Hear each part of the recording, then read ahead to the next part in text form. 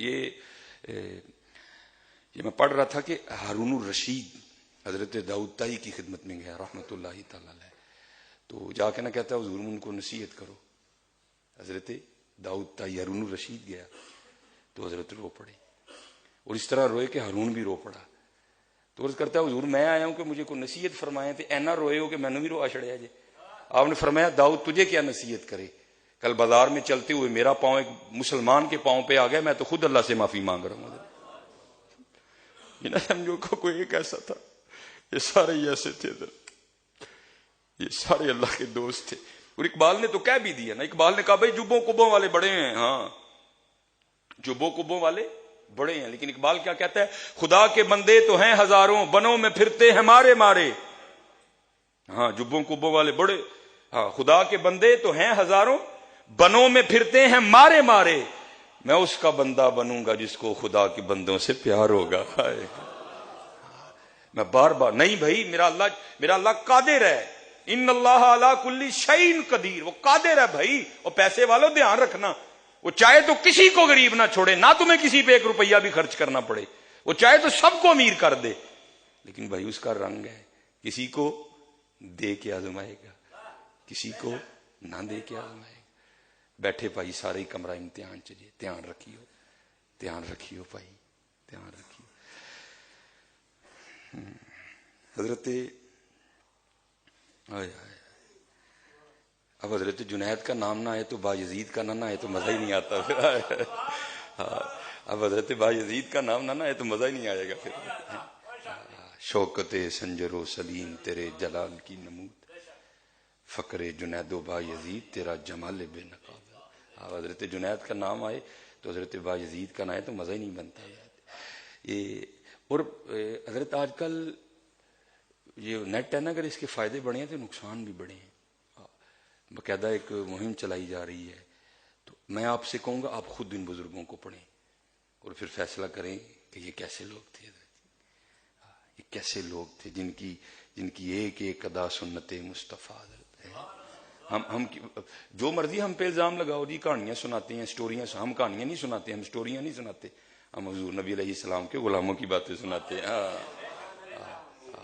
قرآن کریم نے کہا اطیع اللہ و اطیع الرسول. آپ میں تجھے بتاؤں کہ اطاعت کرنے والوں نے اطاعت کی کس طرح. میں اس دن پڑھ رہا تھا یہ موزہ ہے نا، یہ جراب، یہ چلو قرآن پاک ہے، میں اس سے اوپر نہیں، یہ جراب ہے سردیوں میں.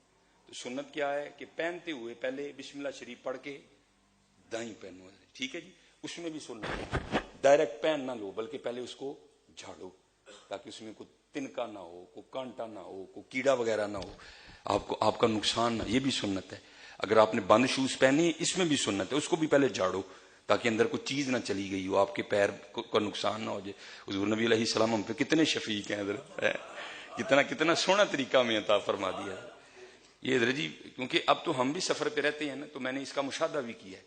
ایک دن نوائے وقت پہ خبر چلی سنت نبوی علیہ الصلوۃ والسلام کے والے سے. ہوا کیا حضرت جی، راول پنڈی جاتے ہوئے نا، جو دوست جاتے ہیں ان کو پتہ ہے بڑے ٹرک ہیں، بڑے ہوٹل ہیں جہاں پہ ٹرک وغیرہ اسٹے کرتے ہیں. ہوا کیا، ایک ٹرک والا اترا تو اس نے ایک ہوٹل سے نا کھانا کھایا، تو کھانا کھانے کے تھوڑی دیر بعد وہ وہیں مر گیا. اب وہ پولیس آئی، ہوٹل والے کو گرفتار کر لیا گیا، سارا عملہ گرفتار ہوا، ہوٹل سیل کر دیا گیا. جب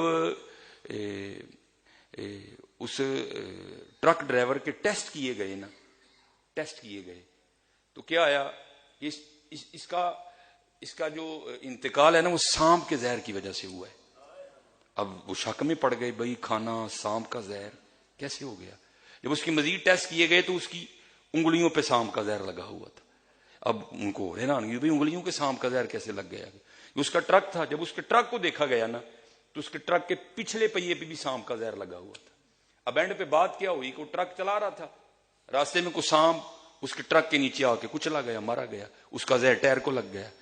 اب آپ کو پتا ہے کہ ڈرائیوروں کی عادت ہوتی ہے جب آتے ہیں نا تو آ کے پہلے ہوائیں وغیرہ چیک کرتے ہیں. اس نے بھی آ کے اپنے ٹائروں کی ہوا چیک کی تو ظاہر ہاتھ ٹائر کو لگ گیا، تو وہ زہر اس کے بھی ہاتھ کو لگ گیا. اب نبی علیہ السلام کی سنت ہے کہ کھانے سے پہلے ہاتھ دھو لو. اس نے اس پہ عمل نہیں کیا کوئی، اس نے آ کے اسی طرح کھانا کھا لیا، اس کی وجہ سے اس کا اتنے حضور ہم پہ شفیق ہے حضرت جی ہے. نظر روح میں آسانی دیں کلمہ یاد دلاتے یہ ہیں.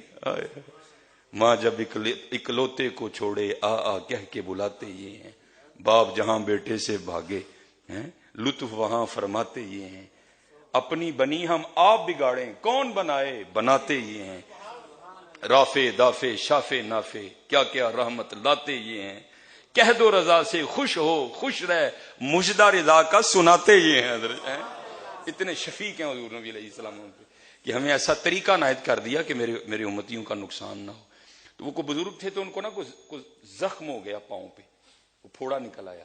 تو سنت کیا ہے, پہنتے وقت پہلے دایاں پیر پہنو, اتارتے وقت پہلے بایاں پیر اتارو. پاندیاں چلو پنجابی میں اور آسان کر دیتا ہوں, پاندیاں پہلے سجا پیر پاؤ, لاندیاں جراب پہلے کھبا پیر لاؤ. اب وہ اللہ کے دوست تھے, حضور نبی علیہ السلام کے غلام تھے, وہ جس کو ہم جرا کہتے ہیں, وہ جرا نا حضرت کا زخم دیکھنے کے لیے آیا. تو حضرت نے نا وہ اوپر موزے پہنے ہوئے تھے, تو آ کے حضرت کو عرض کردہ حضور لاؤ پھر موزے. میں کھبا موزہ اتارا تو وہ جرا جو ہے نا وہ عرض کرتا ہے حضرت اس زخم سجے پیر ہوتے ہوئے تو ہی کھبا لان دے. فرمایا بھائی زخم تے سجے پیر تے بھی محبوب دی سنت تے کھبا لانا ہے نا. زخم تے سجے پیر تے بھی وہ محبوب دی سنت تے کھبا لانا ہے نا. یہ کسے کہانی ہے؟ یہ حضور کے غلاموں کی باتیں ہیں. وہ لکھا ہے کہ حضرت بایزید رحمت اللہ تعالی علیہ حضرت سب بیدار تھے ساری رات. آپ نوافل, اگر سردیاں تو اندر, اگر گرمیاں تو سین میں. یہاں تک لکھا ہے حضرت بایزید کے لیے کہ جب حضرت کا انتقال ہو گیا نا تو آپ کے جو ہمسائے تھے نا وہ رات کو چھت پہ چڑھے. تو حضرت اس وقت لائٹیں وغیرہ تو نہیں نا ہوتی تھی, ٹھیک ہے جی, اس وقت تو چاند کی روشنی تھی.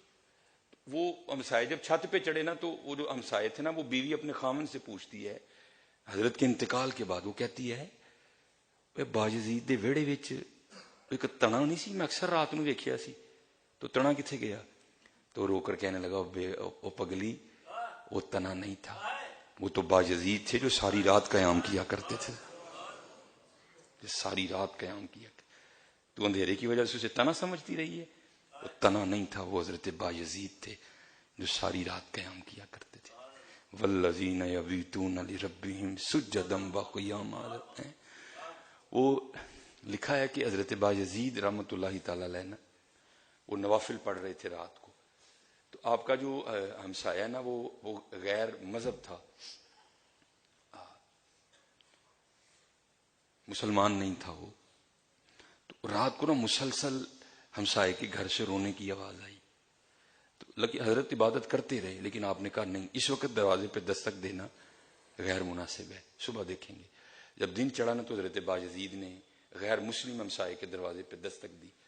تو اس وقت تو جو غیر مسلم تھے نا حضرت, اب تو شرم و حیا کا ہم نے جنازہ نکال دیا.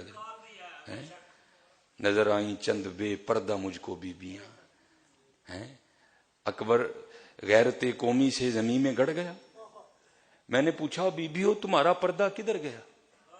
کہنے لگیں عقل پہ مردوں کے پڑ گیا. اب تو ہم نے غیرت کا جنازہ نکال دیا, ہم نے غیرت کا جنازہ نکال دیا.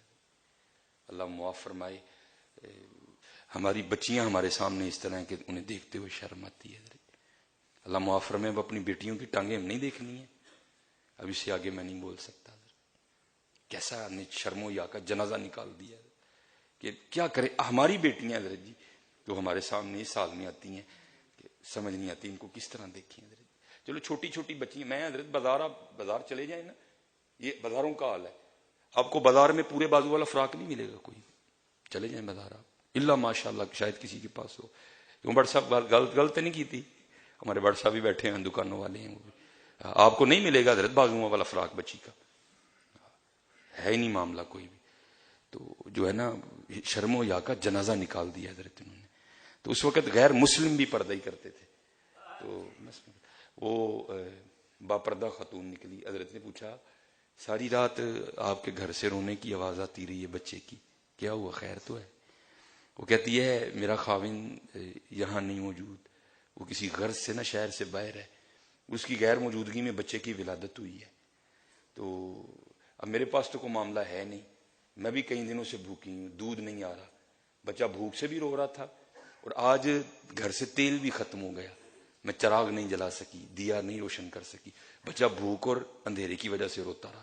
حضرت باجزید ڈر گئے، باجزید تیرے نفلاں دا کی کرنا ہے، یہ تیرے مسائل ہے حال ہے، کل حضور کو جا کے کیا منہ دکھائے گا؟ صحابہ کہتے نہیں نبی علیہ السلام نے ہمسائے کے لیے ہمیں اتنی وصیت کی، اتنا ہمیں سمجھایا، اتنا ہمیں ڈرایا، ہمیں ڈر لگ رہا تھا حضور نبی علیہ السلام کہیں ہمسائے کو وراثت میں شریک نہ کر دیں، وہ کل تو کیا جا کے رسول اللہ کو منہ دکھائے گا؟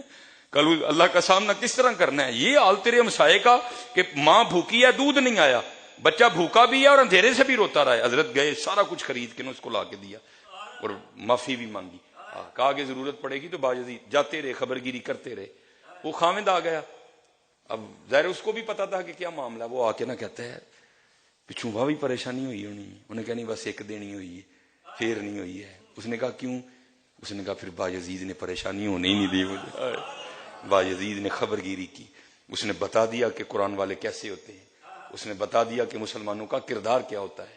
وہ لکھا ہے کہ وہ نا باجزید رحمت اللہ تعالی علیہ کا شکریہ ادا کرنے آیا، حضرت باجزید اس کے سامنے رو پڑے، بھائی میں نے دس تو معاف کر چھڑے ہے نا، تو دس تو معاف کر چھڑے ہے نا، اب بھائی تیری بیوی بھوکھی رہی، دودھ نہیں آیا، بچہ بھوک نہ رویا، پھر بچہ نیرے نہ رویا، میں تیرا ہمسایا ماں، معاف کر چھڑے ہی نا مینوں۔ وہ کہتا ہے حضور معافی موفی دی گل تے بعد چ کریں گے، پہلے کلمہ پڑھاؤ، پہلے ٹھیک ہے حضرت جی، بڑی کوشش کرو کہ محبت کرنی ہے۔